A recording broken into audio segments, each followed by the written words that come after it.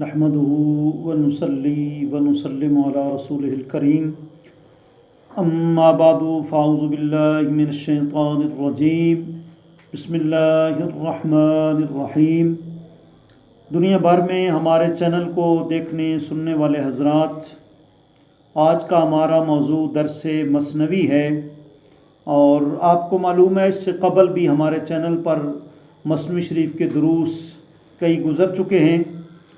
آج کا اس کا موضوع ہے کہ اللہ کریم نے دنیا کے اندر کوئی بھی چیز جس کا وہ خالق ہے، جس کو اس نے پیدا کیا ہے، وہ بے فائدہ نہیں پیدا فرمائی۔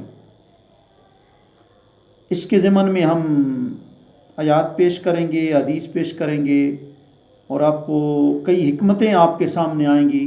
بلی اتنی اونچائی سے بھی گرے تو اس کی پشت جو ہے وہ کیا کہتے ہیں کہ زمین پر نہیں لگتی، اس کی کیا وجہ؟ اور انگوٹھی جو ہم انگشتری پہنتے ہیں، چھنگلی سب سے چھوٹی جو ہے انگلی، اس میں کیوں پہنتے ہیں حالانکہ وہ سب سے کمزور ہے، سب سے چھوٹی ہے؟ یہ کئی حکمتیں اسی درس مثنوی کے اندر واضح ہوں گی۔ دیکھیں اللہ کریم نے ارشاد فرمایا، ربنا ما خلقت ھذا باطلا سبحانک فقنا عذاب النار۔ اے ہمارے رب، تو نے کوئی چیز بھی بے فائدہ نہیں پیدا کی، کوئی نہ کوئی فائدہ ہر چیز کے ساتھ جس کو اللہ نے پیدا کیا ہے اس کے ساتھ وابستہ کر دیا۔ چھپکلی اللہ کی بارگاہ میں حاضر ہوئی کہ رب یہ تو بتا کہ موسیٰ کو پیدا کرنے کا کیا فائدہ ہے؟ کہا ابھی موسیٰ مجھ سے پوچھ کے گیا ہے، یہ تو بتا چھپکلی کو پیدا کرنے کا کیا فائدہ ہے؟ ہر چیز کا کوئی نہ کوئی فائدہ ہے۔ اگر ایک بندے کا امامہ جھکا ہوا ہے، اوپر مکھی بیٹھی ہے، اس نے ہاتھ مارا ہے تو مکھی کا بھی فائدہ ہے کہ مکھی کی وجہ سے اس کا شملہ جو ہے وہ سیدھا ہو گیا۔ تو بہرحال عارف رومی مولانا جلال الدین عارف رومی رحمۃ اللہ تعالیٰ علیہ تشریف فرما تھے۔ آپ کے پاس بہت سارے طلباء آئے اور انہوں نے یہ سوال کیا کہ حضور یہ بتائیے، وہ آپ کے مرید نہیں تھے، حضور یہ بتائیے کہ اللہ نے یہ جو چوہا ہے، فارا ہے، چوہا، اس کو اللہ نے کیوں پیدا کیا؟ اس کے پیدا کرنے میں کیا حکمت، کیا فائدہ اور کیا فلسفہ تھا؟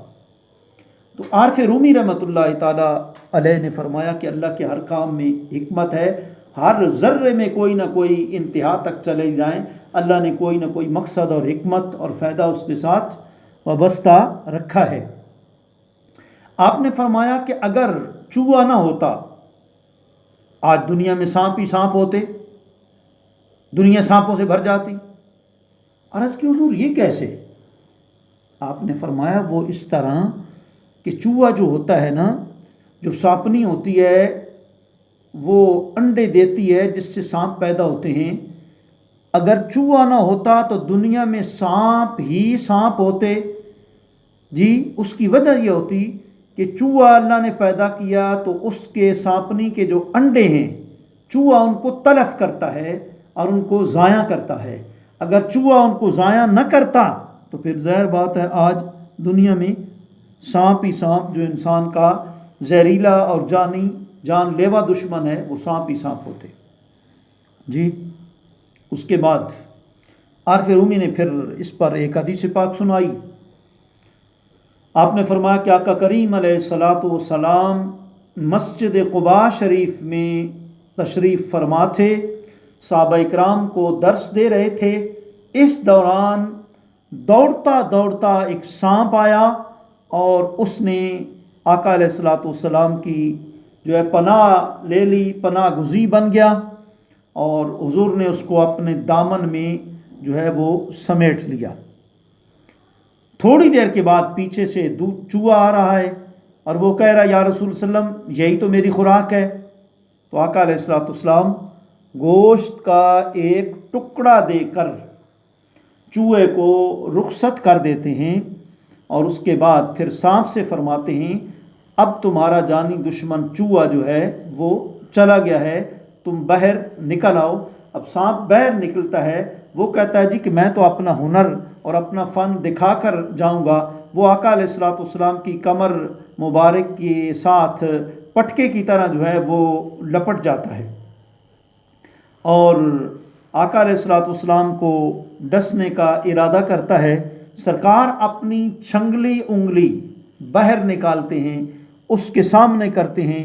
قربان جائیں حضرت ابو ہریرہ رضی اللہ تعالیٰ عنہ پر۔ حضرت ابو ہریرہ ایک اپنے پاس بلی ہوتی ہے، اسے چھوڑ دیتے ہیں، حضور اس کو دیکھتے ہیں، بلی اس کے سانپ کے اوپر جھپٹتی ہے۔ حضور فرماتے ہیں حب الحرۃ من الایمان، حضور فرماتے ہیں بلی کی محبت ایمان کا حصہ ہے، بلی کی محبت ایمان کا حصہ ہے۔ حضرت ابو ہریرہ کو بھی ابو ہریرہ اس لیے کہتے ہیں نا، نام تو اصل ہے عبد الرحمن بن صخر رضی اللہ تعالیٰ عنہ، دیگر بھی اقوال ہیں آپ کے اسماء گرامی میں، لیکن آپ بلیاں بہت زیادہ پالتے تھے، حتیٰ کہ جامع ترمذی میں آتا ہے رات کو سوتے تھے تو گھر میں ایک درخت تھا، اپنے پاس بلی کو اس درخت میں سلاتے تھے۔ حضرت ابو ہریرہ رضی اللہ تعالیٰ عنہ بڑا بلی سے پیار کرتے، حضور نے فرمایا کہ بلی کی محبت ایمان کا حصہ ہے۔ اس دن سے حضور نے فرمایا جس دن اس بلی نے سانپ کو جو ہے وہ کھایا اور حضور کو ڈسنے سے جو ہے وہ بچا دیا۔ حضرت ابو ہریرہ کے پاس بہت ساری بلیاں ہوتی تھی، لوگ اپنی اپنی پسند کی حضرت ابو ہریرہ سے بلیاں جو ہیں وہ لے لیتے جی۔ جب اس بلی نے یہ کام کیا تو پھر حضور اپنا دست نبوت بار بار اس بلی کے اوپر پھیرتے، بار بار اس بلی کے اوپر پھیرتے۔ اس لیے اس دست نبوت کی برکتیں ہیں تا قیامت۔ بلی اگر اونچی جگہ سے، بہت اونچائی سے، بلندی سے بھی اگر چھلانگ مارتی ہے تو بلی جو ہے اس کی کیا کہتے ہیں کہ پیٹھ زمین پر نہیں لگتی۔ یہ حضور کے دست نبوت کی برکتیں ہیں۔ جس صحابی کے سر کے اوپر دست نبوت رکھا، 90 سال عمر ہو گئی، ایک بال سفید نہیں ہوا، یہ دست نبوت کی برکتیں اور جو ہیں وہ طاقتیں ہیں جی۔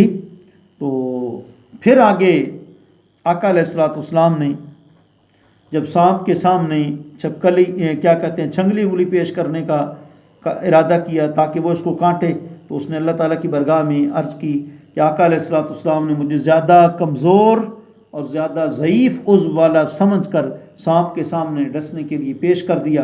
الہی تو میری مدد فرما، الہی تو میری مدد فرما۔ تو پھر اس وقت جبریل امین اللہ تعالیٰ کے حکم کے مطابق ایک انگوٹھی لائے اور آقا علیہ الصلوۃ والسلام سے عرض کیا کہ اس کے ذریعے ضعیف چھنگلی، چھوٹی جو چھنگلی انگلی ہے جو ہے اس کی عزت افزائی فرمائیں۔ آپ صلی اللہ علیہ وسلم نے پھر وہ انگوٹھی چھنگلی جو ہے انگلی اس میں پہنی، تا قیامت یہی سنت جاری رہے گی۔ انگوٹھی جب بھی کوئی پہنے گا تو چھنگلی انگلی میں پہنے گا۔ تو اس سے غور کریں کہ ضعیفوں کو تدر و زاری سے کیسی عزت ملتی ہے۔ جب کوئی بندہ عزت انکساری کرتا ہے تو پھر اللہ تعالیٰ